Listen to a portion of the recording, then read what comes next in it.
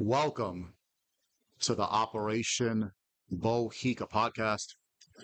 My name is Kevin, and usually I talk football and I tend to talk a lot of about my favorite team, the New York Jets. But since the New York Jets are 0-3, they are giving me a lot to talk about in a negative light. I'm going to switch gears up today and I'm going to talk about pro boxing. I think I've done a couple of videos on boxing before, specifically the Amanda Serrano, Katie Taylor third fight and what my thoughts were about that. Tonight, I'm going to shift gears and I'm going to go into the men's game and I'm going to talk about what happened on September the 13th, just a few days ago. Terence Bud Crawford defeated Canelo Alvarez by unanimous decision to become the undisputed super middleweight champion of the world. Congratulations to Terence Bud Crawford.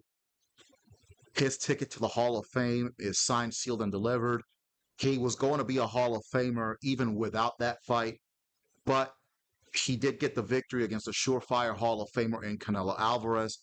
So what does that do? That just elevates the legacy of Terence Bud Crawford. It was a fight that he needed, quite frankly.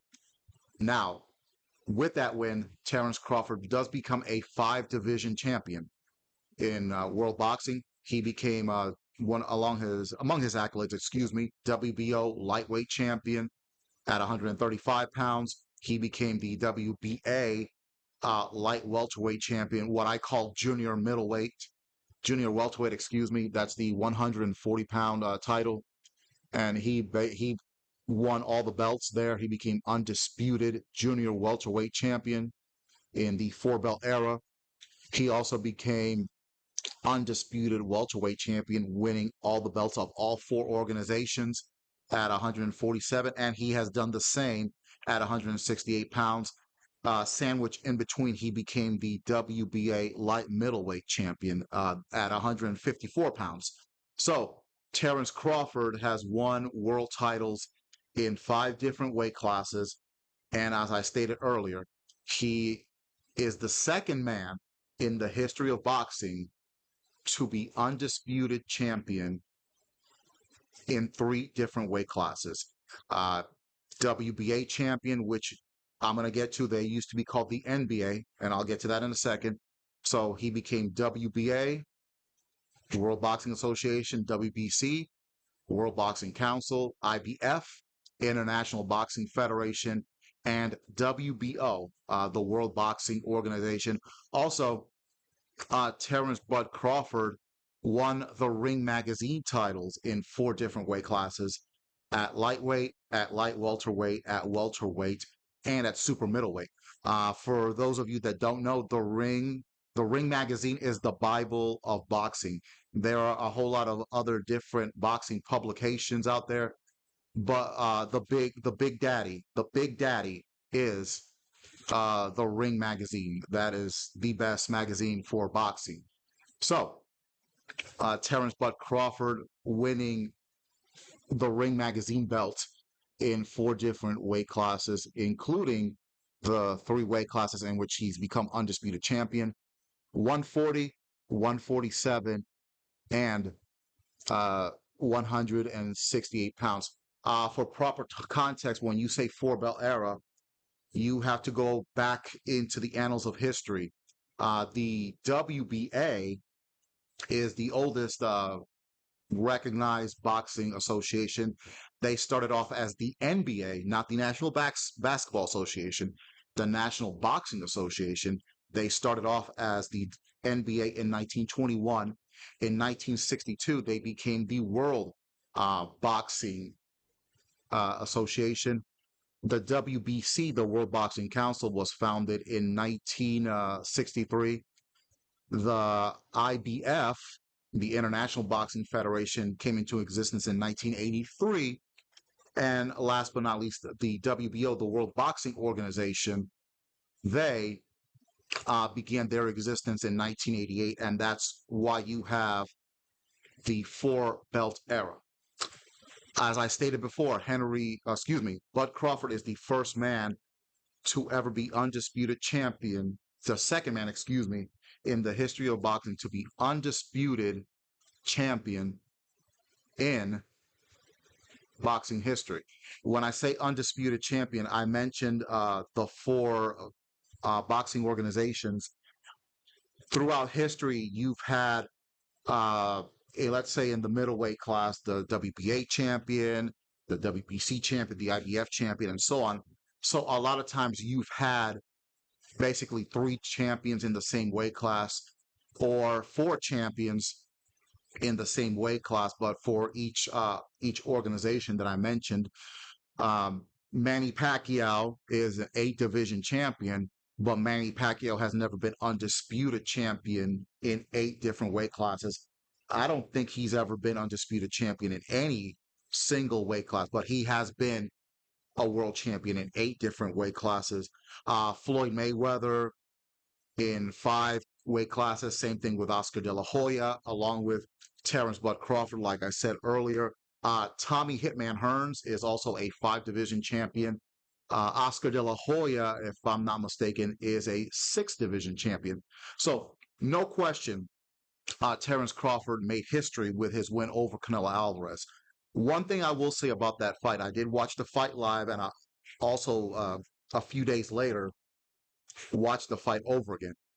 There's a lot of people out there on the internet talking about that he destroyed Canelo Alvarez. That is BS. Stop the cap.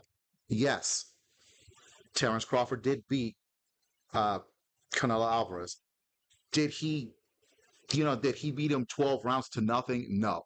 The rounds were competitive, but Terence Crawford was the better fighter. Canelo Alvarez said so as after the fight, no question. To say that Bud Crawford destroyed Canelo Alvarez, that's just an outright lie. You want to see somebody get destroyed in a fight? I'll give you some examples.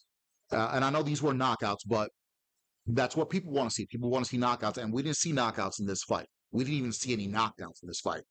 You want to see somebody get destroyed? Watch Manny Pacquiao against the late great Ricky Hatton. That's a destruction. Or you can watch Tommy Hearns against Roberto Duran back in 1984. That's somebody getting destroyed right there. Watch Ray Mercer against Tommy Morrison. That was a demolition right there. Terence Crawford beat Canelo Alvarez, but he did not destroy him in any way. Okay, he was the better fighter, but he didn't run roughshod over him. Did Terence Crawford run roughshod over Errol Spence? Absolutely. You want to see a demolition, a legit demolition? Look up that fight. The Terence Crawford Canelo Alvarez fight. The fight was okay, but I would not put it up there with like an all-time great classic, because it wasn't. It was not. So now let's look at the man on the right that you're looking at on the screen, Henry Armstrong. Henry Armstrong is the other fighter in the entire history of boxing that was undisputed champion in 3 different weight classes. Now, the difference is this: we're talking in the late 1930s, 1938. So it was a different time, obviously. You only had the NBA title, which is, like I stated earlier, now it's the WBA, and then you had the Ring Magazine titles.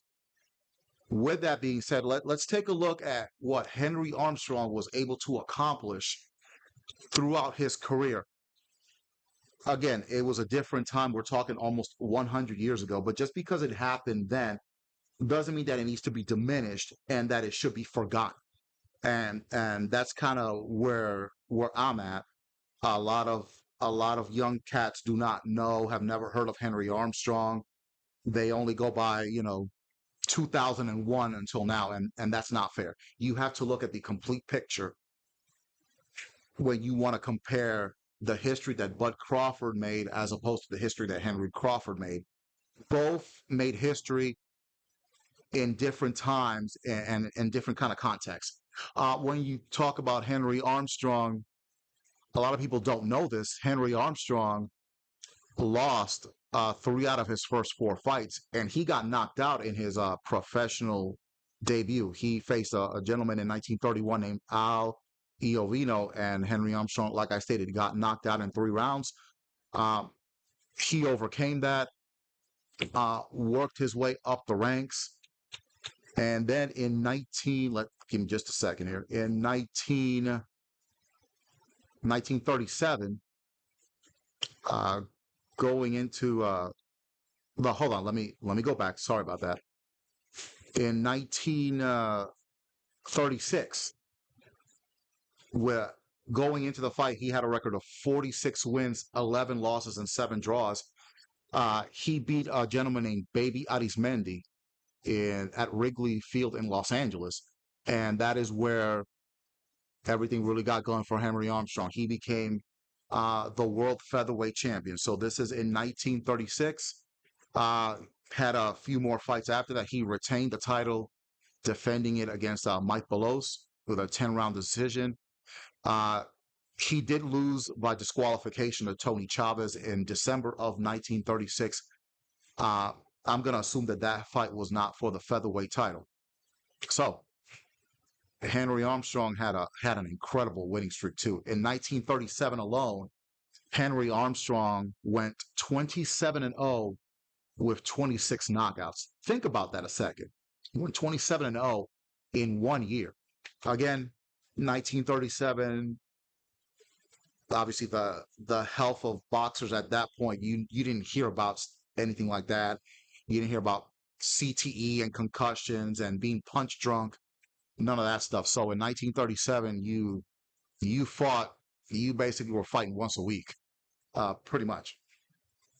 Then in 1937, at the end of 1937, specifically October 29th of 1937 is when history beckoned Henry Armstrong. He knocked out Petey Sarin in 6 rounds at Madison Square Garden, and that is when Henry Armstrong officially became undisputed featherweight champion of the world. He won the NBA championship, the NBA boxing championship, the Ring Magazine belt, and he also won the vacant New York State Athletic Commission title. So let's fast forward. Henry Armstrong had quite a few fights after that. Let's see. He was at the time that he won the championship, he was 75-12-7.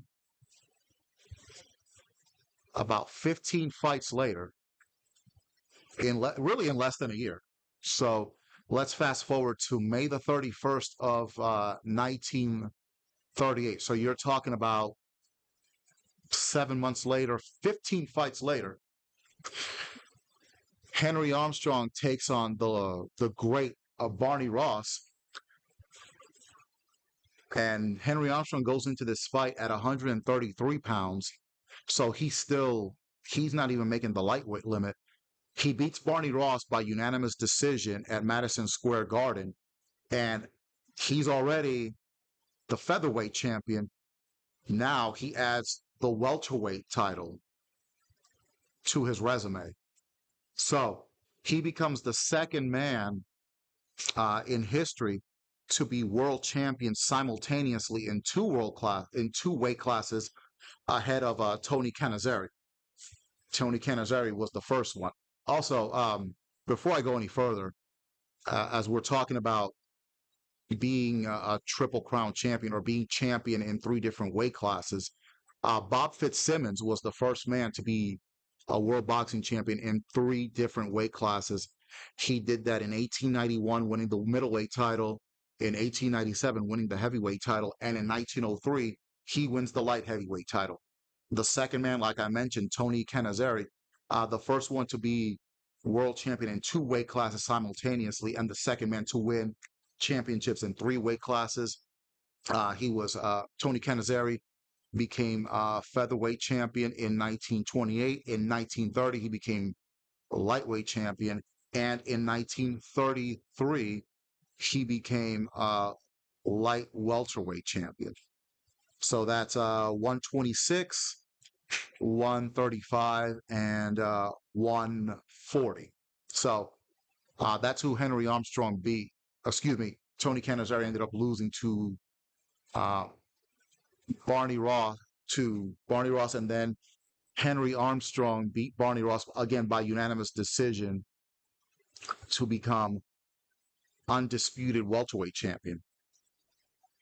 This is in May of 1938. Fast forward to August of 1938. Henry Armstrong goes into Madison Square Garden, and by split decision, he beats Lou Ambers for the New York State Athletic Commission, the National Boxing Association, and the Ring Magazine lightweight titles. So, listen to this. Listen to this. In a 9-month period from October of 1937 to August of 1938, Henry Armstrong wins the undisputed featherweight title, the undisputed welterweight title, and the undisputed lightweight title. In September of 1938, he relinquished the featherweight title because he couldn't make weight. But for that 1-month period, from August of 1938 to September of 1938, Henry Armstrong was undisputed champion, not one, not two, but in 3 weight classes. No other fighter has ever done that prior to him or since. Not Sugar Ray Leonard, not Manny Pacquiao, not Floyd Mayweather, not Bernard Hopkins, not Tommy Hearns. Yes, now some of these guys, they've won lineal championships, which what I explained earlier, they won it for one boxing organization or another, depending on which era, whether it was the one belt era, two belt era, or what have you. Henry Armstrong is the only man to ever hold the undisputed featherweight, lightweight, welterweight championships, 3 different weight classes at the same time. Something that, because of the politics of boxing and because of the weight classes and all that, that will never happen again. Also, at that time in 1938, there were only 8 weight classes. So think about that. Henry Armstrong was undisputably the best fighter in the world in 1938. He was undisputed world champion in 3 out of the 8 weight classes. But there's more. He did fight a man named Seferino Garcia in 1940. And so in 1940, he stepped up to the middleweight division to try to win that title from Seferino Garcia. But prior to that, he did lose the lightweight belt to Lou Ambers in 1939. So when he challenged Seferino Garcia in 1940 for the middleweight title, he was only the welterweight champion at that time. So what I've heard, I believe the second fight is on YouTube. I have not had the opportunity to see it, but from what has been told, what I've heard from some of the boxing experts and some of my research, is that Henry Armstrong was robbed of that fight. And so the fight was a draw. So he got a draw against Seferino Garcia. So if he had won that fight, he would have been undisputed middleweight champion as well. So Henry Armstrong was also close to becoming the first fighter to be undisputed champion in 4 weight classes in boxing. Obviously, he was not going to be able to do it simultaneously. He had already relinquished the featherweight title, and he had lost the lightweight title, which takes me to Terence Crawford, because Terence Crawford, I think Terence Crawford is trying to make that kind of history. And the reason I say that is because of an image that I am about to pull up here in just a second here. If I can get this going right here. Look at this. Look at this. What you're looking at here is one of the shirts that Terence Crawford wore while he was getting ready to fight Canelo Alvarez. And this in my opinion, is a clue as to what Terence Crawford might want to do in the future. It says they're undisputed four, undisputed four, undisputed four, undisputed four. It is the four belt era, which is what Terence Crawford is currently fighting in. He's already been, he's already undisputed super middleweight champion. Okay. And he's already been undisputed welterweight champion and undisputed light welterweight champion. So basically undisputed champion at 140, at 147, and at 168. His ticket to the Hall of Fame, it's locked. Terence Crawford can retire, which is one of the rumors that I've been hearing, that he might retire. If he wants to retire after the Canelo fight, he has every right to do so. With that being said, I don't think he's going to do that. I think what he wants to do, and I think he's saying it with that shirt that he's wearing. I think Terence Crawford, what he wants to do, I think he wants to be undisputed middleweight champion, and he's going to want to eclipse Henry Armstrong's accomplishment. Will he be champion simultaneously? No, that'll never happen again. But he can eclipse Henry Armstrong by winning the undisputed middleweight championship. Right now, as we stand, the WBA middleweight champion is a gentleman named Erislandy Lara, who has a record of 31-3-3 with 19 knockouts. I looked up a couple of his fights on YouTube. He did fight Canelo Alvarez back in 2014. Lost, I believe it was a split decision. He took the fight to Canelo Alvarez, but again, that was 2014. Erislandy Lara right now is 42 years old, but he can still get it done. The WBC middleweight champion is a man named Carlos Adames, and he is a 31-year-old fighter out of the Dominican Republic. He's held that title since 2024. He fought Hamzat Shiraz in February of this year in Saudi Arabia. I'm going to be honest, Carlos Adames got robbed. At least they did not steal the title from him. That title defense was a draw, but to me, Carlos Adames won that fight. There is a couple of videos circulating on YouTube, a sparring session that he had with Terence Bud Crawford around 2014, 2015 timeframe. And I'm gonna be honest, it was evenly matched. Terence Crawford, I believe he was a lightweight at that time, and there was a couple of times he sparked Carlos Adames, but at the same time, Carlos Adames only had 3 professional fights under his belt. So both of them have gotten significantly better since 2014. Then there's the IBF and the WBO champion, a gentleman named, he is from Kazakhstan, if I'm pronouncing it correctly, Johnny Beck, Alim Kanuli, that's my best pronunciation. He is from Kazakhstan. He is 17-0 with 12 knockouts. He's made 2 defenses of the IBF title, 4 defenses of the WBO belt. If Terence Crawford does what I'm thinking he's going to do, just looking at that image that you see on your screen, I think Terence Crawford is not going to retire. I think he is going to attempt to become undisputed middleweight champion. From what I've been told, Erislandy Lara, the WBA champ, and Carlos Adames, the WBC champ, they have the same promoter. So there's been talk of having them fight to unify those 2 belts. And then maybe later down the road, they would fight Janabek, who is the IBF and WBO champion. I think out of the 3 fighters that I'm mentioning here, Lara, Adames, and Alim Kanuli, just from my little research, I'm gonna be honest. I think Terence Crawford's probably gonna have a problem with Alim Kanuli.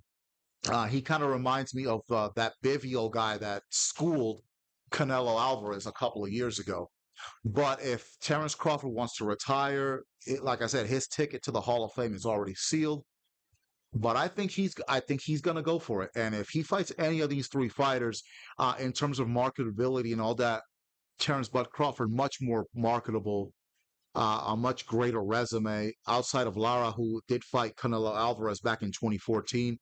Definitely, Terence Bud Crawford would be the favorite going into any one of those fights.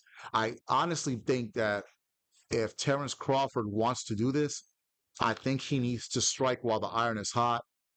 Terence Crawford has only fought 5 times in the last 5 years. So if he wants to do this, I think he should try to make this happen in the next year or two. Uh, Depending on if Lara and Adames uh, try to have a unification bout. If that doesn't happen, he can Terence Crawford can go, let's say, for Lara first, win that belt. Then he can go for Carlos Adames. Like I said, if those two don't unify, and then it's going to come down to Terence Crawford. It will come down to Terence Crawford against Janibek Alim Kahuli, and if Terence Crawford would win that, then he would be the first fighter to ever be undisputed champion in 4 weight classes, surpassing Henry Armstrong's accomplishment of being a undisputed 3 division boxing champion. So uh, Terence Crawford has already made history. Does Terence Crawford really want to take that extra step and be undisputed in 4 different weight classes? If you're looking at that shirt right here, I think that's his ultimate goal. And even if he doesn't accomplish it, even if he loses to one of these fighters across along the way, I don't think that diminishes Terence Crawford's legacy or his accomplishments. He's a great champion. He is one of the all-time greats.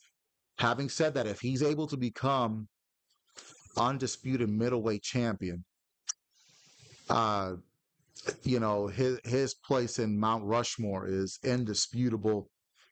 People might dispute it now, but again, undisputed champion at 140, undisputed champion at 147, undisputed champion at 168. Then he'd be undisputed at 160. You got to put him up there with Sugar Ray Robinson and Henry Armstrong and Jack Johnson, and you have to put him in that pantheon of all-time greats. So we'll see what the future holds for Terence Crawford. I'm gonna give him props for whatever he decides to do. But you know what? I think he should. I think he should try to become undisputed champion in 4 different weight classes. He would be the first fighter to do so, and in the 4 belt era, which is the era that we are in now, it would be even greater. But that takes nothing away from the greatness of Henry Armstrong, who back in 1938, in a 9-month period, became undisputed featherweight champion, then welterweight champion, then lightweight champion. Also, like I stated earlier, he fought 27 times in 1937, winning all 27 of them, 26 of them by KO. But probably the craziest stat of them all, when it comes to Henry Armstrong, in October of 1939,